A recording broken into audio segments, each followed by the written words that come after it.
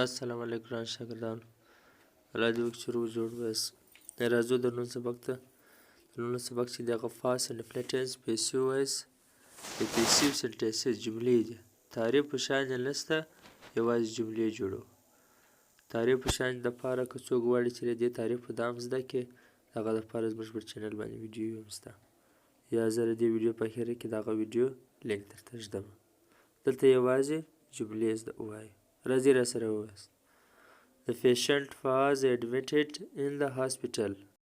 The patient was admitted in the hospital. مریض روغتون کې داخل شو. The criminal was hung.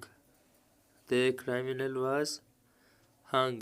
مجرم پدار شو. مجرم ته پانسي ورکول شوه. The bell was rung. The bell was rung.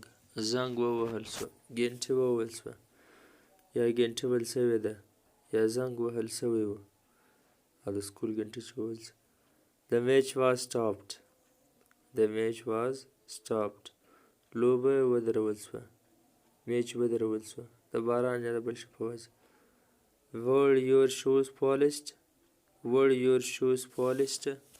آیا ستا ګوټونه پالش شوله آیا ستا ګوټونه پالش شوي وه The fruit was all eaten.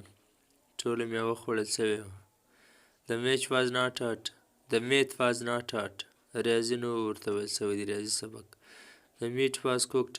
غوښې پخ شوي وې نو ګران شاګردانو دا اوس زموږ د نن سبق د past and definite tense جملې ولې د تعریف دپاره به زه دلته ویډیو تاسو ته کښېږدم د ویډیو لینک چې په کې تاسو د دې ټول معلومات تحصیلوی سئ چې دې څوم فارم دی د دې پیچان او وغیره الله حافظ ښې شاعري